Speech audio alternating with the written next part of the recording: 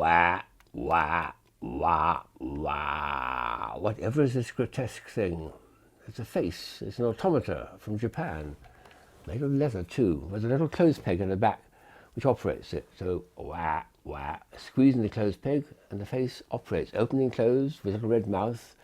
Very strange, but it's made principally of leather, and that's what I'll be looking at this week. All leather items. Some of them are leather and wood, but some of them are made from just pure leather. Here's an example of one I picked up, probably the first leather toy I ever had, or leather object, which was a purse. This is from Morocco. You open it up like this, it's like a bit of origami. Inside are some coins. The way it closes up is beautiful. You just take the opposite side and it rotates and opens up, and once the coins are inside, it's actually quite a thick leather, so that it holds the coins very nicely and they don't want to fall out when you turn it upside down. It's nicely made. Many years later, and only very recently, I came across this other version of a purse, which is from the north of England. I think it's from where the fishing industry takes place, near Durham. And this one here, you put the coins inside the fish's mouth, and you zip it up, and then you've got a nice, secure purse for your coins. But what a lovely shape this is, and with this lovely silvering from fish skin. Purses. Here's a much copied item. I've seen this many times actually. It's a little dice shaker made entirely of leather. It reminds me of the cup shape that in the Middle Ages, I think they tanned leather to make it waterproof and then use them as drinking vessels. But this one is just a shaker for a dice with a very unusual dice from Germany. And then also from the trade fairs, I've come across a leather business card, would you believe? It's very obviously leather there, but on the front, it's got the person's name and address and their business. And of course, this is made of leather, so it's quite secure. You can't tear it or damage it, and that's a good idea for a business card. It makes it nearly indestructible. Here's something I came across in Barcelona when I was visiting the city as a tourist. Made of leather, very decorative in the front, the Gaudi, famous Gaudi Cathedral. But what's it for? You twist the handle and oh yes, it's a mirror, of course, a hand mirror to put in your pocket. If I get my face in view, oh, there we are. Perfectly good hand mirror. Very clever. And to have that covering the mirror to protect the glass is a well thought out, good idea. I think the favourite item of my leather collection is probably these wonderful figurines from an artisan, a lady artisan at the Frankfurt Gift Fair back in the 1990s. And she made this lot here, and how she does this I do not know. All the leather pieces have been frozen, as it were, with some chemical or some heat treatment, so they don't unbend into normal flat shape. They retain their astonishing detail. A duck, a dog, a large dog and an elephant. It's quite amazing how she can do that out of leather. And I've never seen this stuff in any of the galleries, but I've looked out for it certainly. And whether that's still made, I don't know. But I did come across more recently a rather cruder version, which is just a little key fob with a ring, and it's supposed to be a little dachshund. But it's clearly made entirely of leather. And again, they've managed to freeze so that the tail keeps its nice little bend, which is what it should be doing, of course. Here's a very joking item which I picked up many years ago in America. It's called bare bottoms. It's just two leather straps, basically, that's all it is. Left foot, right foot. And the idea is to put them on your feet to make them look as though you're wearing sandals, but in fact, you're not. You've got, your sandals have got no sole to them. Sad. You just put them on your feet as if, and then you walk on the bare sand with your feet. Soulless sandals. There's a few puzzles around there which are made of leather. The best one, I think, is one that Martin Gardner's featured in his books, which is a kind of braiding puzzle, where you have to take a piece which has got 3 braids to it, and you have to so weave them that they don't have any internal twists to them. It's very easy when you're doing things to have a twist like that, which is unsightly. And what you do is you start off with a piece like that. It's got the 3 strands. Both the top and bottom end are quite closed, so they can't be undone and woven normal. You pass the centrepiece over that piece. This piece comes over here. That goes across there.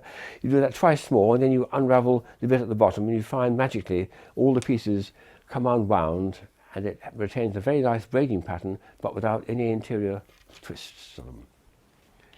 And a much more subtle one is a piece of leather which Akio Yamamoto designed about 10 years ago, which makes, when it's folded up, into a wallet. It's not a purse, but a wallet for your money. In this case, I'm going to keep my AA card and my money and a business card in it. So it'll take flat things, typically the size of a business card, in it, but not coins. And the trick is to try and learn how to enfold this so as to make it into that shape. And that's quite tricky. I'm going to have another go with a piece of leather that I found from a local leather shop to me, and I'm going to see if I can use this as my pattern and make some more perhaps for some friends of mine, carve it out, and these slots are an integral part of it because you have to fold it in through the slots to make it work. Some leather goods come from a long, long way away. I mean, there's one here, for instance, from Greenland, would you believe? It's got reindeer hide for the strings. It's got a famous yoke, it's called a yoke puzzle. It's got two little figures and you have to weave them through this knot at the top to get them onto one single string, so they're together, husband and wife perhaps. But it's made entirely of a piece of wood and then this walrus tusk or something, and then lots and lots of this reindeer hide, which makes for a very tricky but interesting puzzle. And here's an extraordinary thing from Iceland, which I was visiting at the same time. It's a milkman's wallet or magic wallet, and it's made of fish skin.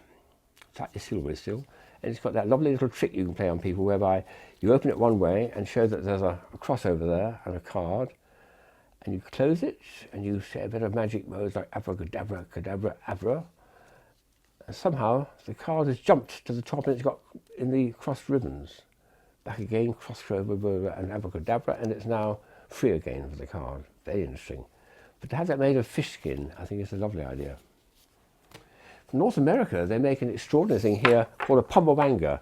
This is a piece of leather cord, and it's got a wooden baton, and the idea is to swing it up in the air and get as many of those rings on the baton as you can. And it's quite tricky to do, even to get one piece on. You've got to do a certain type of swing, and if you get the whole lot on, well, that's it. You've won the game.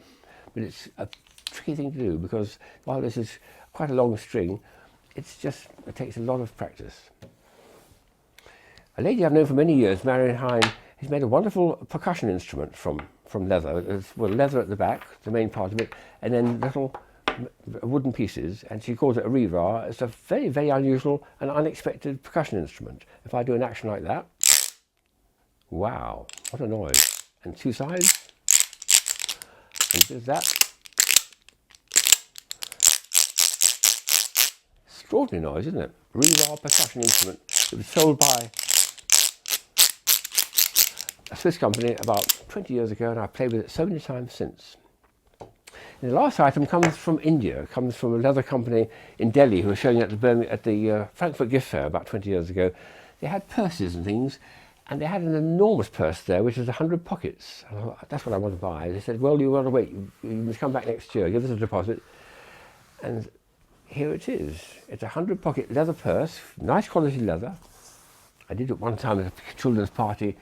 Stretch it right across the room, rather like a Christmas garland, and we put a penny in each compartment, 100 pennies, that's £1 worth of coins, and then we tilted it upside down and all the pennies clattered to the floor with a little bit of singing like Pennies from Heaven or one of those things, you know. But it's a lovely piece of leather work done by this leather merchant in Delhi, and I'm so grateful for him letting me order and buy such an extraordinary item. Wow, Elfa leather. Oh, what do you think?